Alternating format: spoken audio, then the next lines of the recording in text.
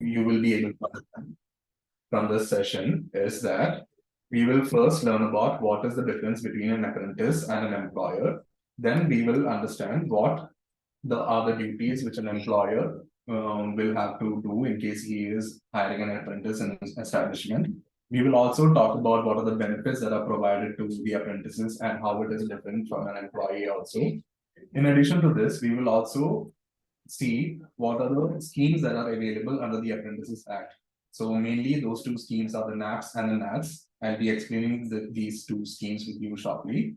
And we will also finally see how the Karma team here will be helping you to stay in compliance with this Apprentices Act.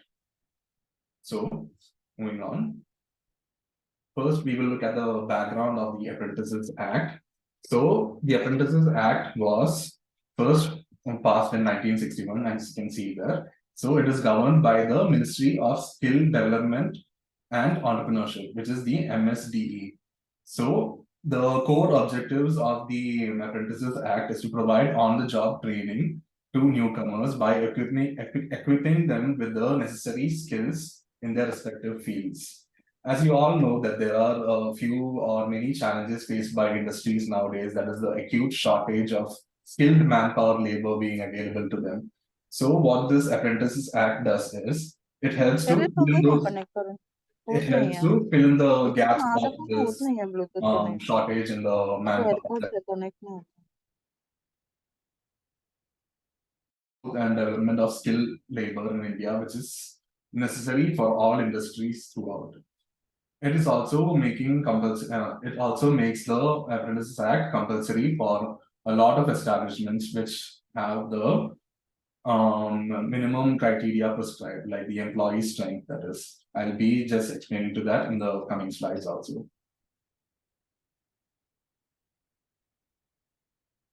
Give me a minute, 1 second. So, an introduction to the Apprentices Act. The Apprentices Act has been, as I told you, it's by the Ministry of Skill Development and Entrepreneurship. This act is mainly applicable to industries throughout the, it's applicable to all establishments throughout every industry. It makes the compliance also compulsory for the management over there. So, sorry. In order to keep the Act relevant and effective in this rapidly changing environment, Apprentices Act has also gone through multiple changes. The recent one, which was in 2019, it was amended there because it was facing some issues for this rapidly changing environment. So now let's see about the main objectives of the Apprentices Act. It is to regulate the program of training of apprentices in the industry, and it also helps to utilize the facilities that are there in each and every establishments to provide training to these apprentices. These are the main objectives of the Apprentices Act. So for employers who are being in compliance with the Apprentices Act, it also provides a wide variety of benefits, such as the apprentices who are hired there, they're completely waived off when it comes to the labor laws legislation, such as the PF, the ESIC. They are not given, they are waived off of the rights to bonus, the gratuity, and their leaves are also actually governed by this Apprentices Act. Let's take a look at more of these benefits that are provided there. But before that, we will go into what or who is an employer or an establishment is under the Act. So, an employer or an establishment is any person or an entity who is carrying out any business and who has the infrastructure to provide these training to these apprentices. This is the basic definition that is provided under the Apprentices Act. Let's look at the criteria on which the employers are called employers under this Act. He's, like I said, he's a person who's carrying on any business, trade, or occupation. He must be registered with the EPFO, the relevant authorities, the other authorities under the PT, the ESIC, and he must also be having the LIN numbers. LIN numbers in addition to the TIN numbers. So this is who is an employer under the Apprentices Act. Let's see now for who and all are these Apprentices Act mandatorily to be complied with. As you can see from this table here, on the left-hand side, it is written there, the establishments with 0 to 3 employees are not eligible to hire apprentices because their employee strength is too low. They cannot keep up with hiring of apprentices or neither provide the proper training to them using the infrastructure that they have. And then the next table over here is for the employees establishments who have 4 to 29 employees strength. For them, hiring an apprentices under the Apprentice Act is not compulsory, but it is optional, which means that they can hire apprentices up to the ratio of here it's written 2.5 to 15% of their employee strength. The establishments within this category, it is optional for them to hire apprentices. And any other establishment which have 30 or more, it is mandatorily compulsory for them to hire the apprentices, which is according to this ratio that is provided over there. Now let's take a look at who an apprentice is. This is also mainly important to know what are the benefits that are provided to him under the Apprentices Act and how are these benefits different from a benefit that are provided to an employee. So under this Apprentices Act, under Section 2AA, an apprentice is a person who's undergoing apprenticeship training in pursuance of a contract of apprenticeship. One of the main important feature of this Apprentice Act is that they should have an contract of apprenticeship. These are this will have the main important terms which the establishment has to follow, which the apprentices have to follow, and it also provides the obligations which will be there for both the apprentice and the employer. So based on this definition, it is saying that apprentices are anyone who is going apprenticeship training in pursuance of the contract. In addition to this, the interpretation of this section will also say that an apprentice is a person who's supposed to be a fresher and does not have a UAN generated for him. Because he's an apprentice, there will not be any UAN generated. The rights to the PF, the ESIC will be waived off. So it doesn't make sense for him to have a UAN number. This is also one of the main criteria to be considered as an apprentice. Now let's take a look at how the apprentice is different from an employee. To understand this, we should also provide the definition of an employee. The basic definition of an employee is that he is hired by the employer to perform some work for reward in an organization. The work may be either clerical, manual. The employee may be skilled or unskilled. So everybody who is falling under this category will be termed as an employee. This is completely different from an apprentice. The main point I have to stress here is that apprentices are not same as employees. So employers are also bound by the labor law legislations that are prevailing in the country to provide bonus, PF, gratuity, the leaves, and other such benefits also to every employee throughout the organization. Whereas in the case of apprentices, as I told before, they are completely waived off. So this table over here explains that the benefits which are provided to the employee and what are the benefits that are waived off in case of an apprentices. For example, when we take the case of PT over here, there exists no employer-employee relationship between an apprentice and an employer. For this reason, he will not be eligible to pay any professional tax or anything.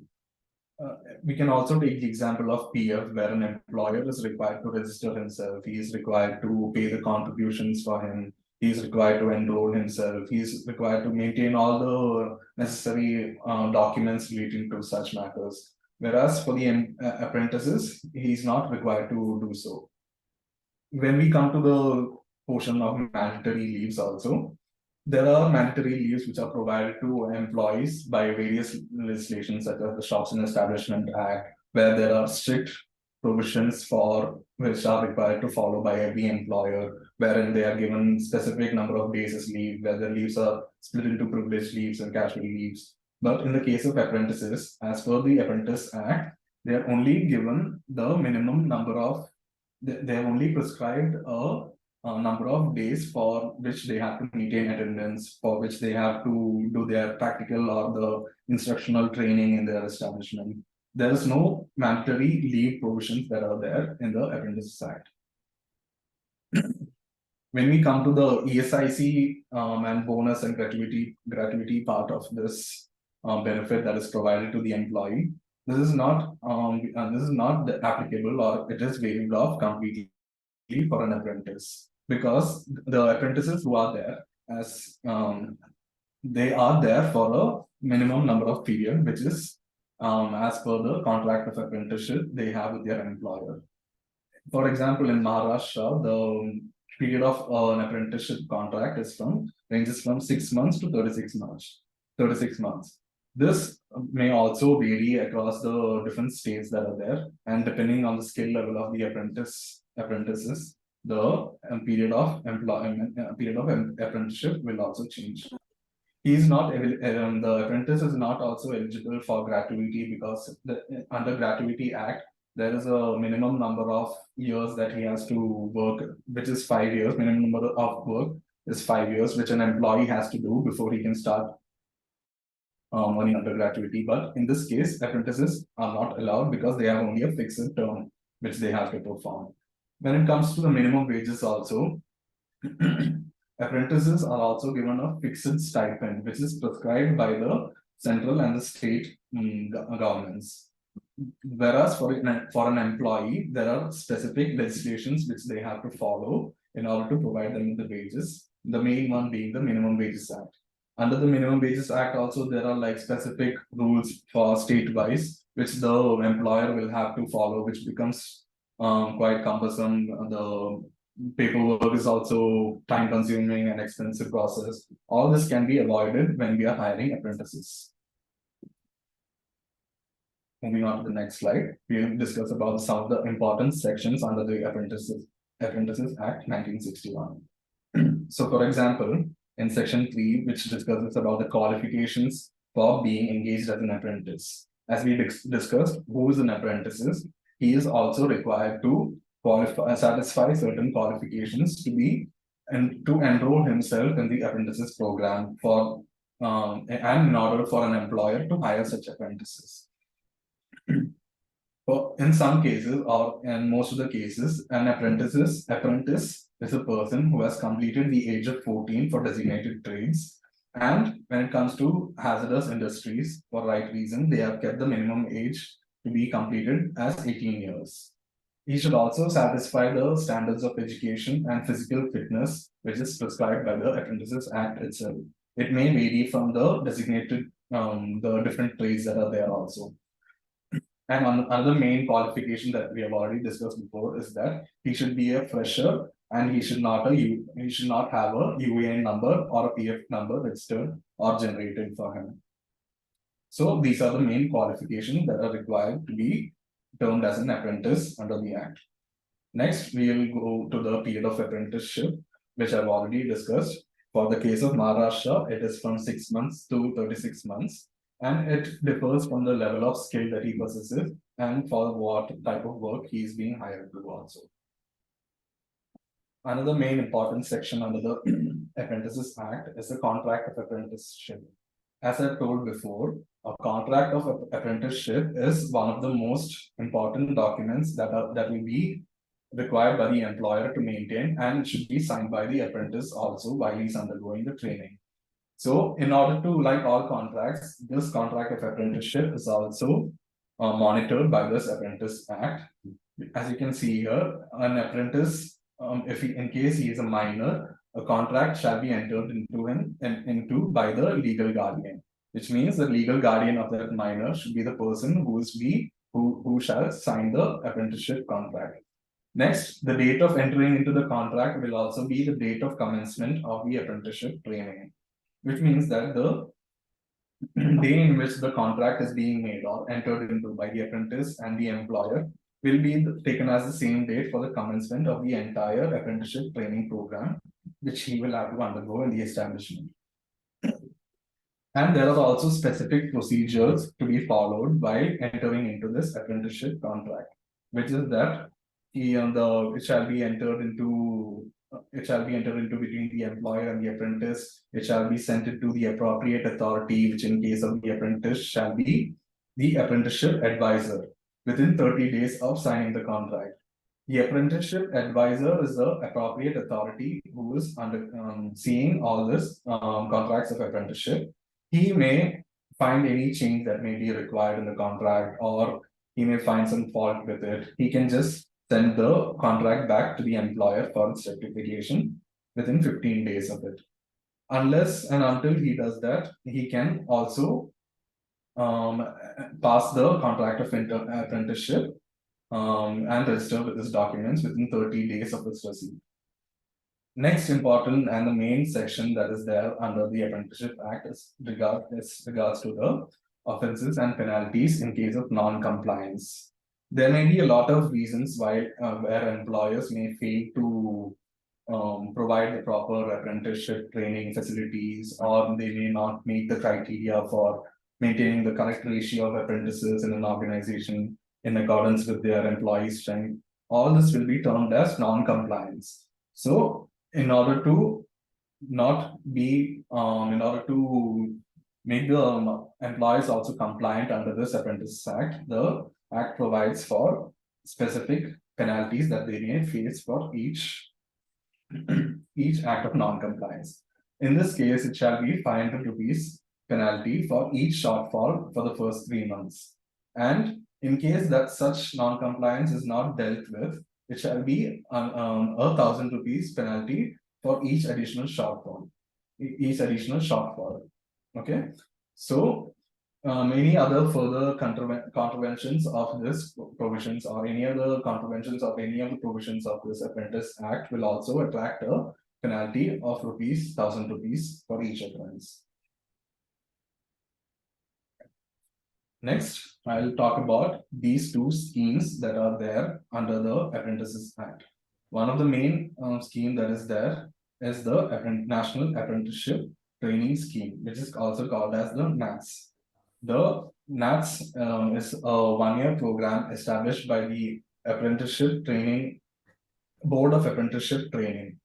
It has a focus on bridging the academic gap for 10 and +2 vocational diploma engineering students. The NATS operates under the Ministry of Education and deals with all aspects of apprenticeship training. The next scheme that is there is the NAPS, the National Apprenticeship Promotion Scheme. This was first initiated in 2016 and it deals with the promotion of this Apprentices Act as a whole. Now, Mr. Abhishek, our VP, will take over and he'll explain to you about the main benefits that are there under this Apprentices Act and also the schemes that are there. Thank you, Aditya. Thank you for sharing all the information regarding the Act. And good evening, everyone. This side Abhishek Thakur. I am the Vice President Sales with Karma. So as in the previous session, Aditya has informed that nowadays compliance matter related to apprentices is utmost crucial, because now government has made mandatory to every organization having more than 30 employees needs to comply as per the Apprentice Act. So under Apprentice Act, as Aditya said, there are two schemes. One is NATS and second is NAPS. So basically both the schemes were redefined in 2016 and it has been compiled under an act which is Apprentice Act 1961, because post 2014 government thought that there are a lot of companies coming to India and there are a lot of opportunities growing in India, our economy is growing, but there was lack of skilled worker. So to get all this skilled worker and to promote that on a large scale, so for that reason government has made these schemes mandatory to the organizations. But to comply with such schemes, government is giving a lot of benefits to all the organizations who will be following this scheme or who will be enrolling the apprentices under such schemes. I'll just quickly share one PPT wherein I can explain you in more better way in that. Allow me a time.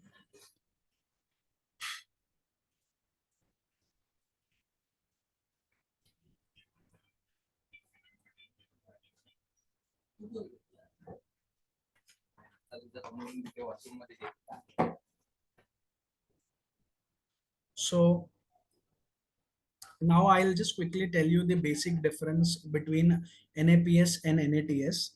So all the apprentices who are undergrad, okay, who are undergrad can be hired under NAPS. So right from 5th pass to 8th pass, 10th pass, 12th pass, ITI, all these people can be enrolled under NAPS, which is National Apprentice Promotional Scheme. And diploma and above, like diploma and graduates training, can be enrolled under NATS. As you are aware that the minimum eligibility for this is minimum 2.5% to 15% of your total employee strength, including your off-roll and on-roll employee, needs to be enrolled. So as in the earlier conversation, I have told you that there are few benefits given to employer under these schemes. So under NAPS, firstly, there are three types of benefits. First is financial, second is compliances, and third is CSR. So if I talk about financial benefits, under NATS, government is giving 4,500 rupees per employee per month to the employer up to 12 months. So this claim needs to be done on every quarterly basis. And under NAPS, government is giving 1,500 rupees per employee per month per apprentices. Earlier it was given to employer, now it is given to the apprentices under DBT, which is direct beneficiary transaction. Second benefit is compliances. So in both the scheme, the entire liability of compliances will get waived off. So the 30%, approx 30% you will be saving on CTC on per headcount basis. Third benefit is CSR, wherein the whatever stipend you are paying to this people under this scheme, the entire stipend can be booked under CSR activity. So these are the three benefits provided by the government, wherein an employer, if they enroll this, they can save up to 9 to 10,000 rupees per headcount basis, up to 12 months. So now this, as I told you, this is a mandatory compliance related matter which every organization needs to follow, and for that we have government is giving these benefits to the employer. So just to show you a cost comparison between a regular employee and the employer.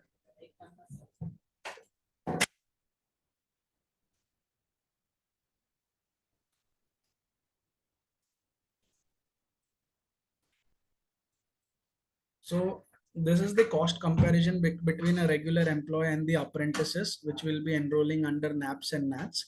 So just for an example, if a regular employee is CTC is 17,232 rupees, including all the statutory compliances. Under NATS, his total CTC will be only 13,136 rupees, because all the statutory compliances will be waived off. And in apprentices, for insurance purpose, WC is mandatory. WC is nothing but workman compensation policy. So this insurance needs to be given to the apprentices, so that they should also get covered under such, if any medical incidents happen, so they should be covered. For that, WC has to be given. WC is mandatory. Apart from that, if an employer wants to give them GMC or GPA, they can give that as well. So if you will see total saving on per head CTC as per as compliance is concerned, so you will be saving 4,095 rupees. Addition to that, again government is giving reimbursement on NATS, which is 4,500 rupees. If you will add, it will come around 8,600 rupees. So this is the benefit on per head basis you will be saving. So with the help of this scheme, firstly, you will be getting comply as per the Apprentice Act, and while complying with the Apprentice Act, you will be also getting few benefits from the government. So that's it for the NAPS and NATS session. So in future, if you want to connect with us, and if you want to have more detailed session on this, or if you want to have more detailed knowledge on this, we'll just drop you our coordinates in the chat section and you guys can take it from there.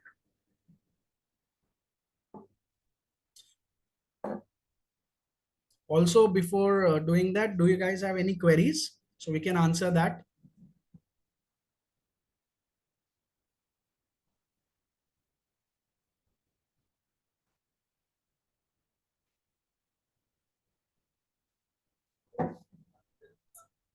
Abhishek Ruchitya.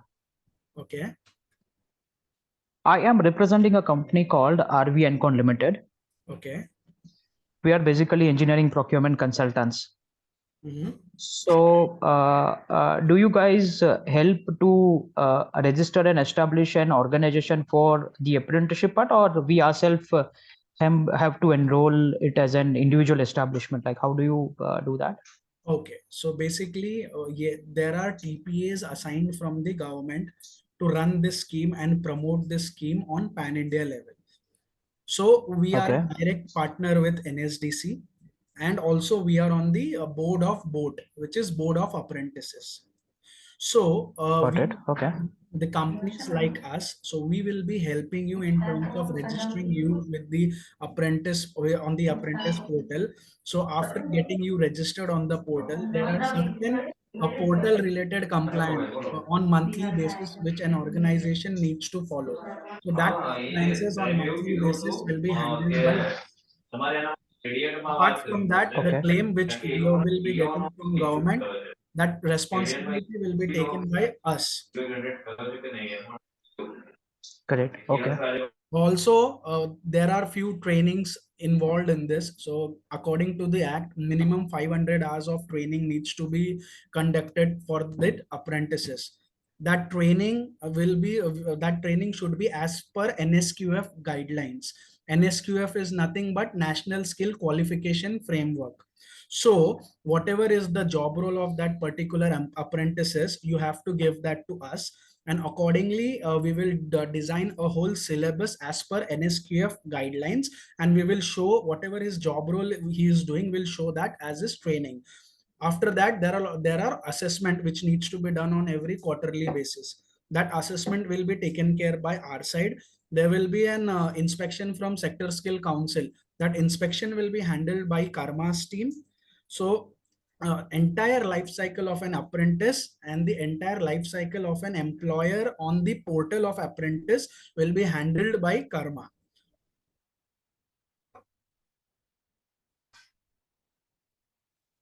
I think I have okay, answered got your. it. Yes, yes, yes. Thank you. So once I have the coordinates, we'll get in touch separately.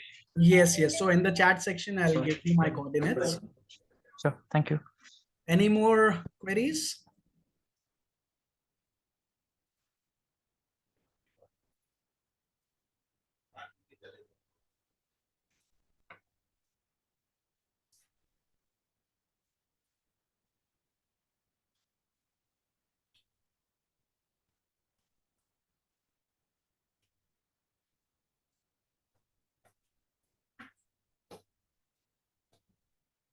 Guys, any queries?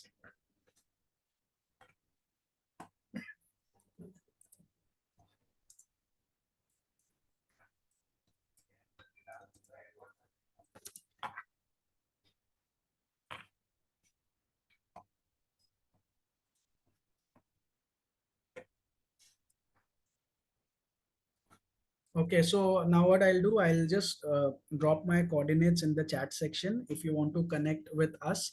So we can have a separate discussion on that. And thank you for connecting. Thank you for giving your time on this webinar. Had a wonderful session. Thank you, Abhishek. Thanks a lot. Actually, it's a very wonderful session and very informative. I hope our participants has also gained a lot of knowledge out of it. Okay. So thank you, everyone. If anybody has any question, please feel free to ask, or you can drop your question in chat box as well.